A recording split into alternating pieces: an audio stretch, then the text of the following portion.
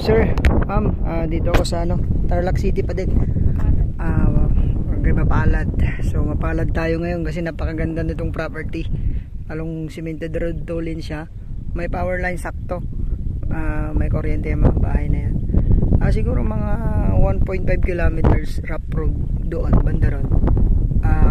Tapos cemented road ulit from highway siguro 3 to 4 kilometers lang.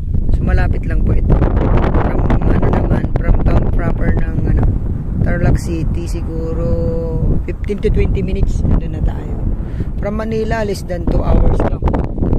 Oo, less than 2 hours, malapit lang 'to. 3, 4 hindi, malapit lang kasi Pangasinan 2 hours, 2 to 3 So less than 2 hours exit tayo ng pwede tayong mag-exit ng Tarlac City sa Teplex. Ito yung umpisa ng property. Diretso doon. Itong may talim. Siguro ang frontage nito nasa 50 to 60 meters yung kanyang frontage. So napakaluwang. Tapos diretso yun na siya. Siya? Rectangular na na pahaba. Tapos may fish pan sa likod. 3 times siyang natatamnan ng palay. Pwede ba mais dito o puro palay?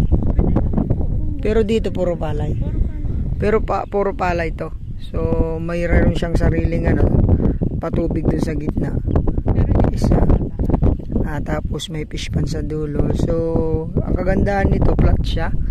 Mas mababa lang konti Pero hindi na pwedeng pwede siyang hindi tabunan pag nagpatay ng bahay. Kasi po wala daw po baha dito, sabi ni ma'am. Yun. Ayun. Ito, dire-diretso yan San Antonio? Santo Niño. Sa Baras. Diretso po ng Herona to. So dito naman papuntang highway ng ng Lawang, Barangay Lawang. So ito, napakahaba ng frontage. Baka magustuhan nyo to, ma'am sir, dito sa bayan po ng Tarlac City. Mura lang daw po ito sabi ni ma'am. Titled property.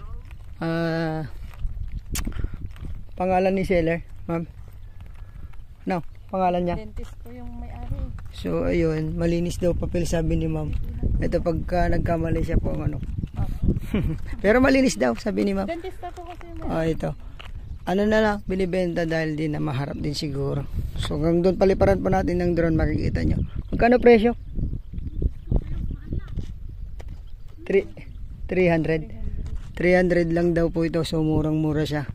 Mamusay dito Tarlac City. Ayun po, thank you so much. Sana magustuhan nyo to. Tarlac City, 2.2 hectares to.